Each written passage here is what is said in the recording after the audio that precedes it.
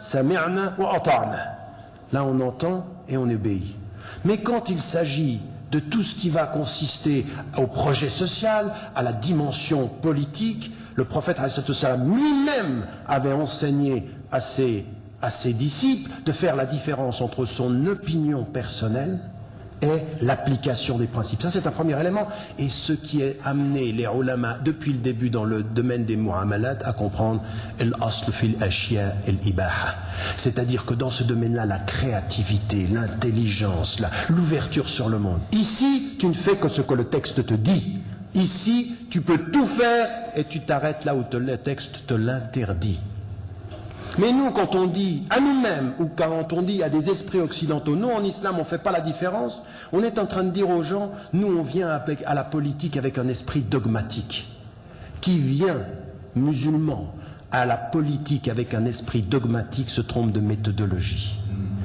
Nous avons la dimension des règles très claires du Coran et de la Sunna pour tout ce qui concerne l'aqida ou l'ibadat, mais dans le domaine des mu'amalat, on a quelque chose qui est ouverture sur le monde. On ne confond pas, je vais y revenir, principe et modèle. On ne confond pas les réalités historiques avec la sacralité. On ne confond pas l'opinion humaine avec le principe coranique. L'opinion humaine, même en matière de stratégie politique, ça n'est qu'une opinion humaine. Mais le principe, lui, il est le principe qui est par exemple lié au ibadat, celui-ci, on le respecte. Ça, c'est très important. C'est très important au début de notre réflexion, parce que si on ne comprend pas ceci, on se trouve en face de certains des problèmes que nous avons à l'intérieur du monde musulman aujourd'hui. Un des problèmes que je peux avoir aujourd'hui dans le débat avec des ulama, avec des penseurs, qui sont de ceux que j'appelle les salafis al-harfiyya. Parce que salafis, nous sommes tous salafis, nous essayons tous de revenir à l'exemple des compagnons du prophète. Dans ce sens, les salafis, c'est ça que ça veut dire, être aussi fidèles au message qu'ils le furent. Mais il y en a qui viennent à la salafiyya de façon très littéraliste. Quand c'est marqué noir, c'est noir. Quand le texte c'est comme ceci. Et donc, harfi, c'est le texte et on ne contextualise pas les choses. Et pour eux, il n'y a pas de différence de méthodologie. Il faut s'habiller comme on s'habillait à l'époque du prophète, parce que si vous ne vous habillez pas de la même façon, vous êtes dans l'ordre de la bid'a, de l'innovation. Et là, on a un problème de compréhension et de méthodologie. Pour nous, la bid'a, elle n'est pas dans l'ouverture au monde, elle est dans al-aqida ou al-ibadat. Là, on peut pas ajouter quelque chose. Mais tant qu'on respecte les principes dans les mu'amalat, et qu'on s'ouvre sur le monde, et qu'on s'habille comme ça, mais qu'on a respecté le principe de la pudeur, eh bien, on est dans l'ordre de l'islam. Là, on a une vraie discussion de fond. Une vraie discussion de fond. Et ce débat intra-communautaire entre les musulmans est très déficitaire aujourd'hui, très superficiel. Nous n'avons pas atteint les vraies questions critiques sur cette dimension-là. Mais ça, c'est un premier élément important pour nous et il faut le comprendre. Deuxième point sur lequel je voulais insister, et là, c'est une autre dimension. On parle de projet social et politique et vous ne pouvez pas, quand vous parlez de projet social et politique, éviter un concept central en islam qui est celui de la charia. Vous ne pouvez pas.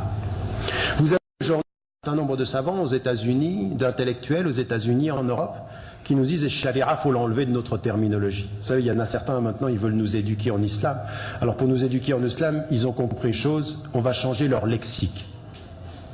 Alors vous enlevez charia, vous enlevez djihad, on enlève des mots. Il y a même, j'ai rencontré un moufti européen qui disait à son audience, eh ben, ce verset-là, il faut l'enlever. C'est inacceptable pour nous. Mais ce qui ne peut pas non plus être acceptable, c'est de rester dans un flou terminologique. Qu'est-ce qu'on entend par charia? Qu'est-ce qu'on entend par ce concept référent? ثم جعلناك على شريعة من الأمر فاتبعها. Ça, c'est la seule fois où il apparaît dans cette racine-là dans le Coran. Nous t'avons mis sur une charia, suis-la. Et puis, non, c'est... non. Là, non, c'est pas ça. J'ai pas compris le début. Dès que j'ai le début, j'ai la suite. Il faut juste me dire le premier mot et après ça va, alhamdoulilah. Voilà, mais ça je l'ai dit déjà. Donc ce deuxième élément, ces deux versets-là, ils sont extrêmement importants. Pourquoi? Parce que le premier, il dit, Allah subhanahu wa ta'ala nous dit dans le Coran qu'il a donné à chaque communauté une sharia, shari'atan wa minhaja, c'est-à-dire qu'il y a une dimension de la sharia, et puis minhaj, qu'on a traduit par méthodologie, qu'on a traduit par praxis également. Donc il a été donné à chacun, à chaque communauté, un ordre de référence. Alors pour certains, c'est un code de loi.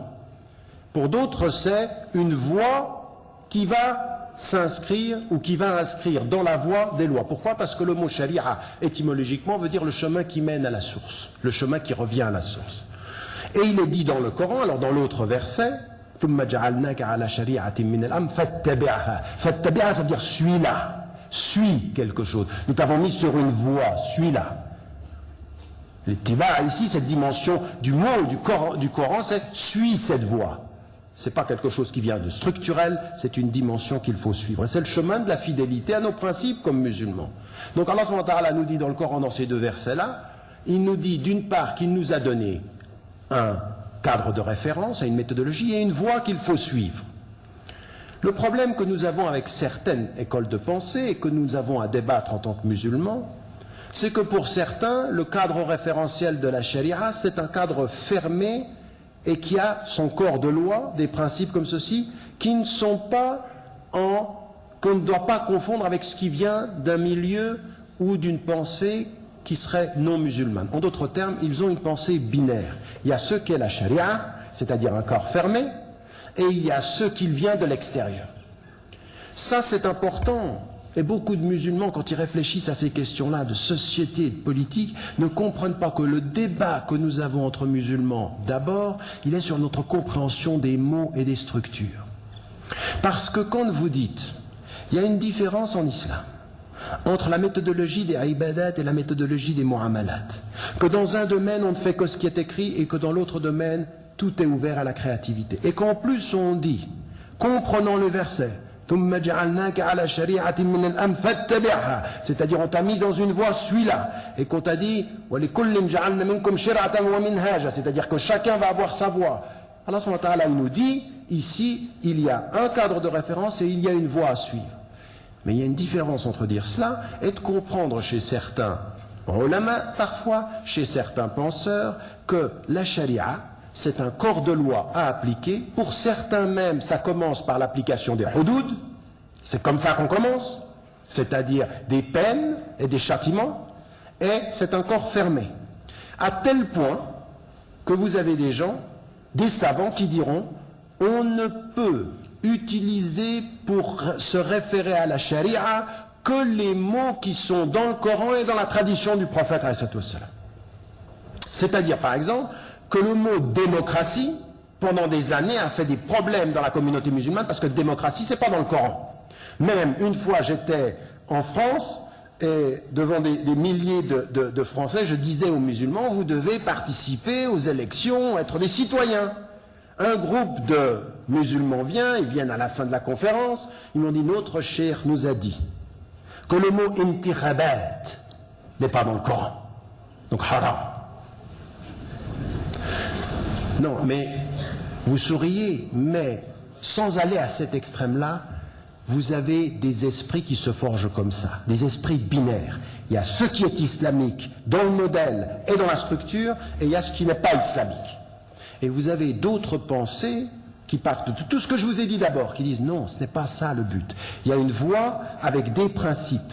Les modèles peuvent changer, les structures peuvent changer, mais c'est la voie et les principes qui comptent. Et quand vous allez avoir des gens qui vont venir avec les mêmes principes, mais d'autres horizons, vous ne posez pas la question de leur horizon, vous posez la question des principes. Pourquoi? Parce que le prophète nous a dit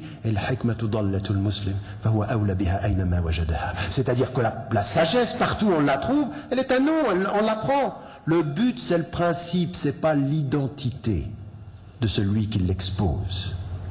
Il se peut qu'il y ait une intelligence musulmane qui produise du haram et une pensée non musulmane qui produise du halal. Ou alors on a tout faux, ou alors nous-mêmes on est dans une contradiction. Vous êtes devant un ordinateur, posez la question de savoir qui a inventé l'ordinateur. Et vous êtes dans le halal ou dans le haram. C'est pas un musulman. Vous n'avez jamais posé la question de l'identité de l'esprit qui a produit l'outil. Par contre, vous posez la question de l'usage halal de l'outil. Donc vous questionnez l'éthique, la morale de l'outil, non pas l'identité de l'esprit qui l'a produit. Ça c'est l'islam. Ça c'est l'universalité de l'islam. Et ça c'est important, pourquoi? Parce que quand on entre dans le domaine du social, quand on entre dans le domaine du politique, il y a un choix. Vous allez rentrer soit avec des musulmans qui ont une pensée binaire, et voilà, ça c'est une structure, nous avons notre terminologie, nous n'utilisons pas la terminologie. Vous avez entendu le débat entre certains mêmes courants islamiques et islamistes sur la question